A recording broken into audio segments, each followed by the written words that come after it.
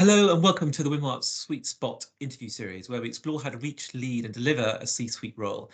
Today I'm delighted to be joined by Justine Campbell, who's the Group GC of National Grid. Welcome, Justine.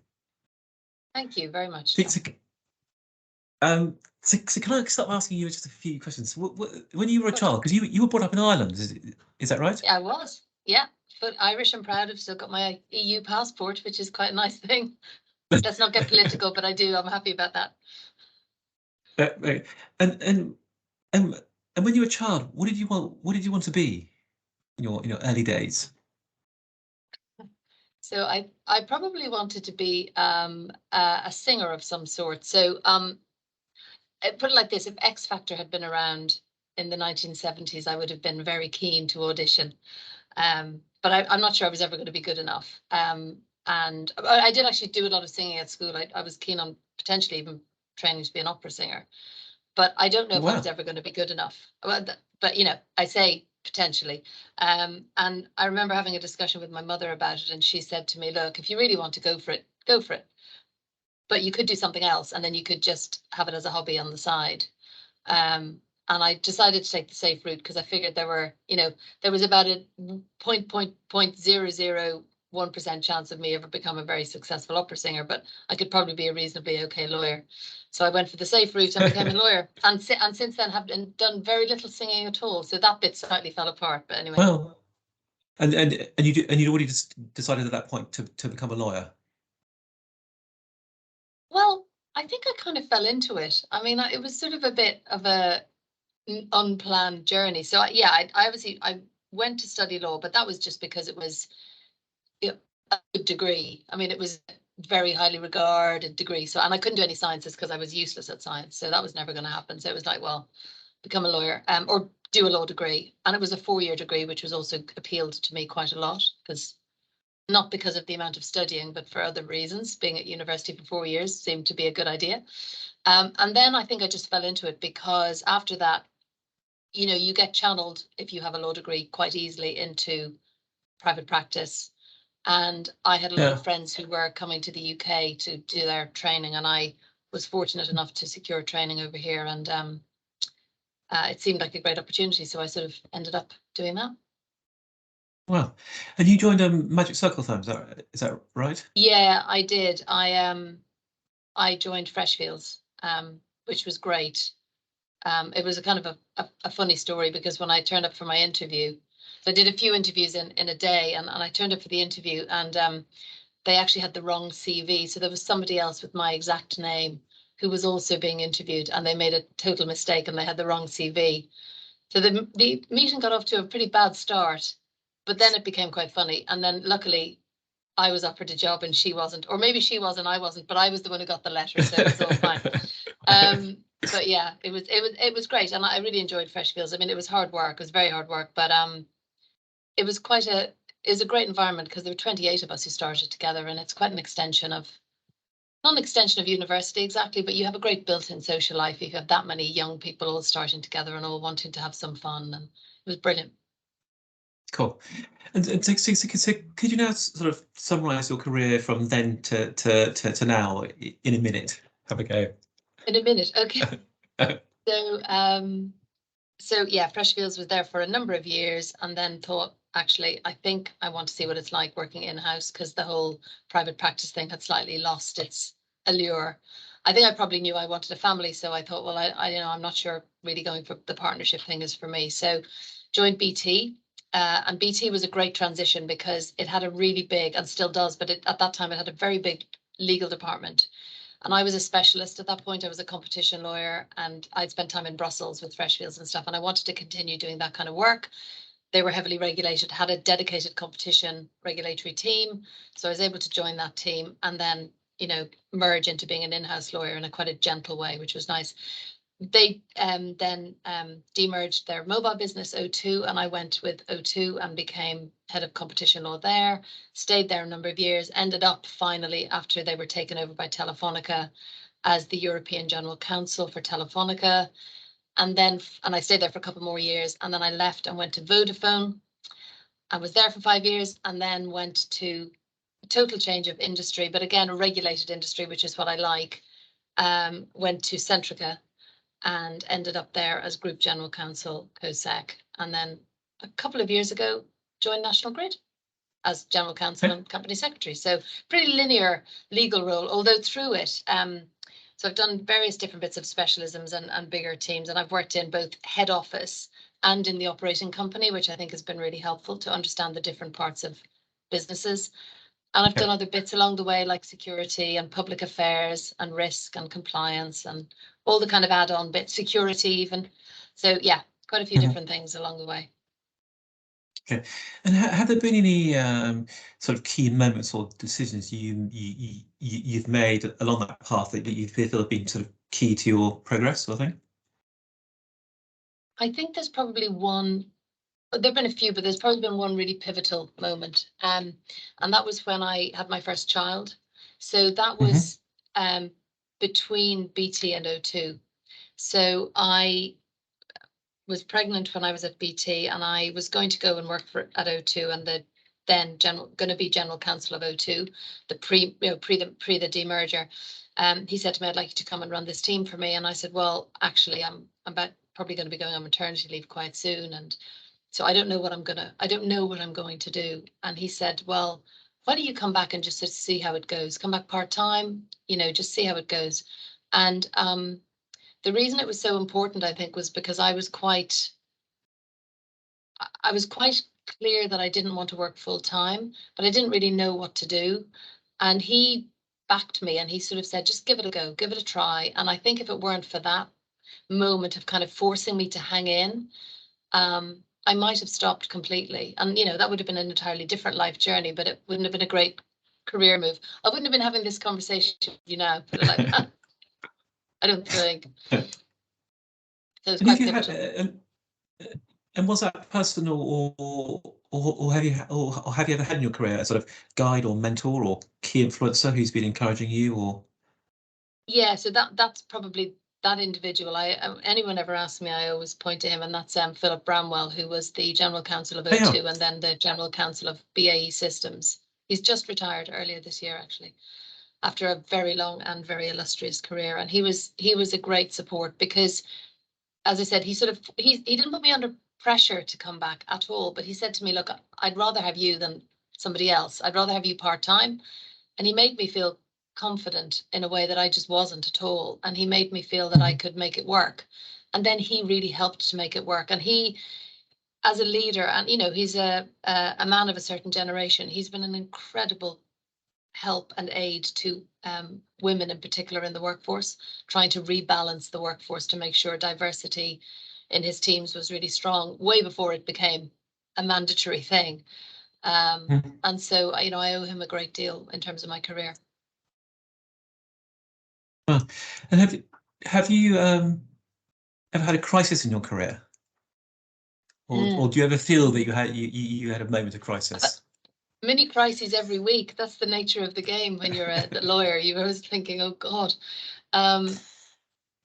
I think probably the biggest crisis I ever had was more of a personal crisis where one of my children became ill, and that was about.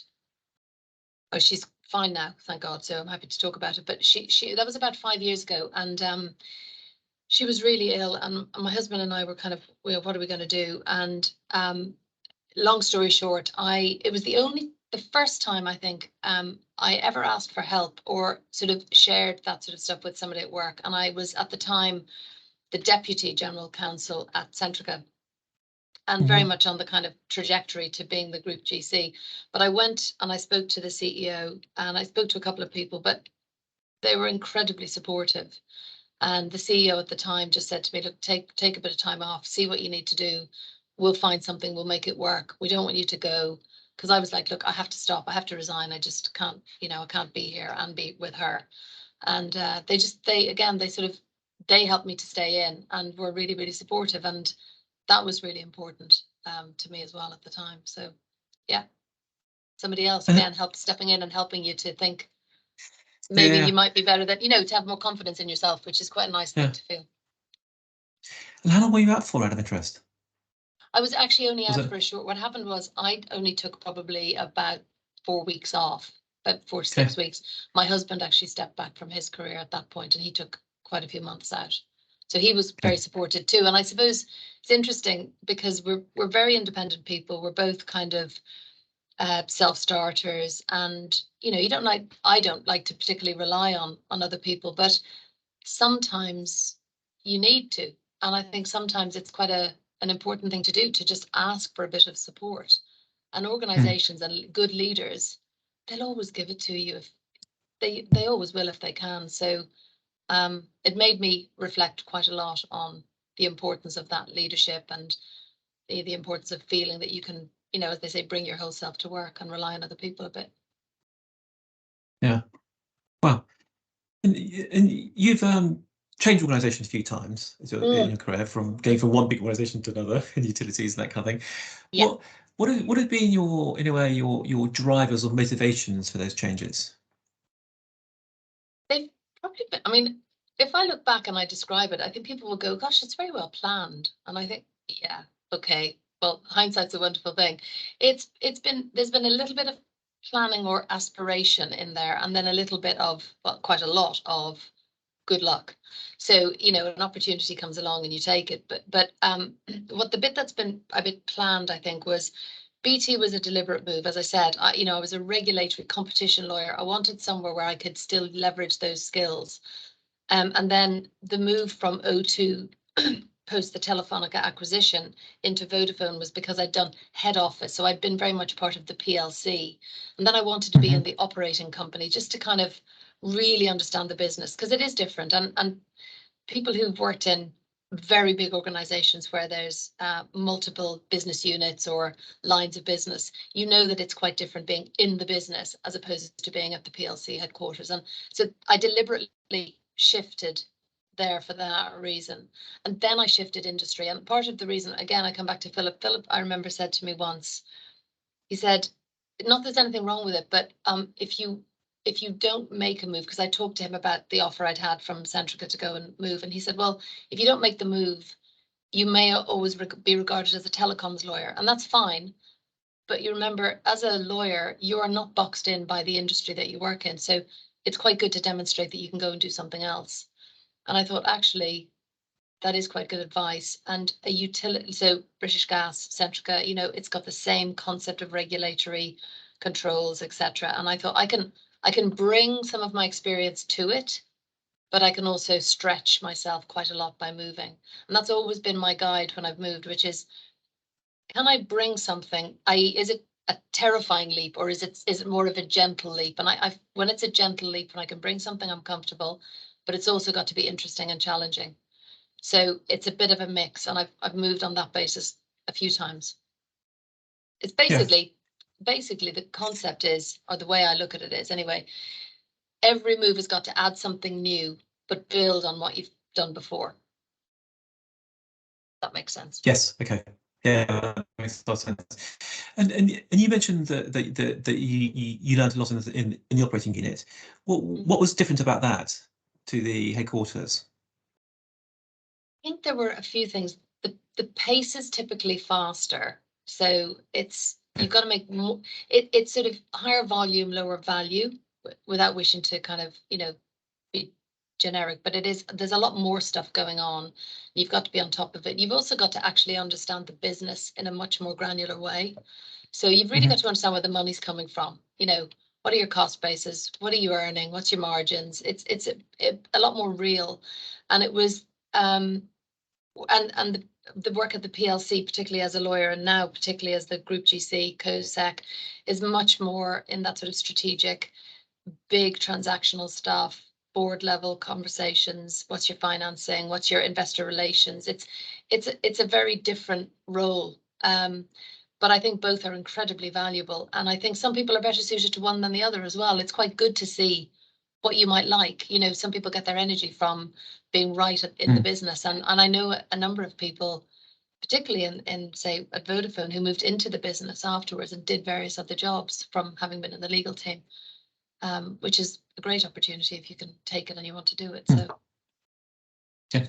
and how do you stay up to date? How do you keep developing your skills and knowledge? What do you? Because it's quite demanding what you do.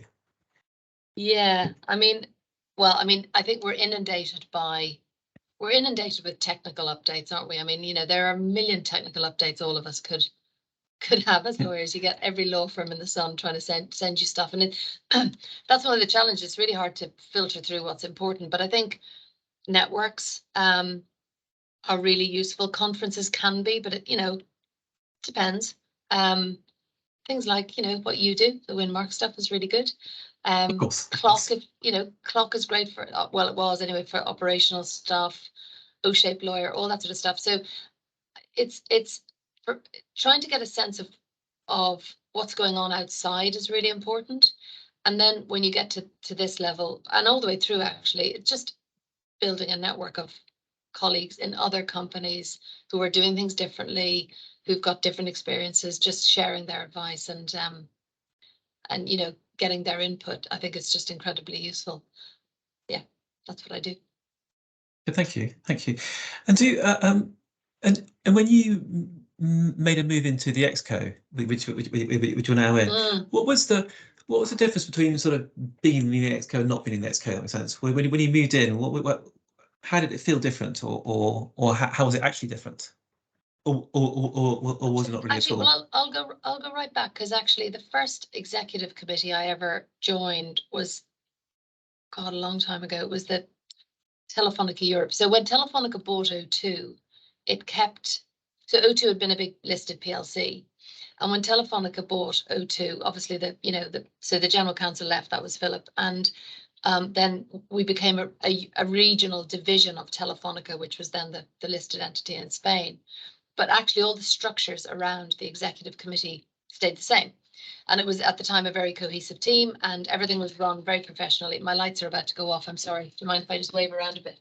Sorry, that's going to be highly unprofessional for the video. I apologize, John. But the structure around those meetings was very similar to what it had been for the executive committee that had run O2. And I was kind of the person who joined. So I got a bit of a sense of what that was like. And what I would say is the first time I did it, I was incredibly lacking in confidence and very desperate to prove that I was up to the job. So I think I felt imposter syndrome multiplied by 1,000. And I was so busy proving that I was good enough to do the job that I forgot to clock one really important thing, which is when you join a group like that, an executive committee, the key thing is that they assume you can do the job. What they want to know is, can they work with you? Can you actually add value to the conversation? Will you be a collegiate team player? Will you actually have their back when the what hits the fan? Will you identify the big risk areas as opposed to the piddly things that somebody else should be getting on with? Oh, it's that sort of stuff that takes a bit of time. And so, I joined the executive committee at Centrica, which was a much easier transition because I knew everybody. And then when by the time I came here to Grid, I'm very relaxed in that position now. But to me, it's the fundamental thing is building the relationships, understanding what everybody else's role is, what they think your role is, how you fit in, how you build relationships one-to-one, but also with the team, and how you create that kind of team atmosphere, and how you can lean in and be part of the team. But also as the lawyer, you're there also you've also got to hold them to account, but that's part of being a good team player when you're running a big company. So it's much more the softer stuff that I focus on now. And sorry, I totally didn't answer your question because you said what was different. Yeah, I think what I thought was that I had to be the best lawyer in the company, the best lawyer, that was the most important thing. And now I realize my colleagues are around the table. They're like the HR director, the finance director, the business unit leads. They don't know if I'm vaguely competent or brilliant. They just think, oh, she's the chief lawyer, so she must know what she's talking about. And actually what they want to know is, can they work with me? And yeah, it's been a different learning experience. Interesting. And when you reflect back on your career, is there anything you would do differently?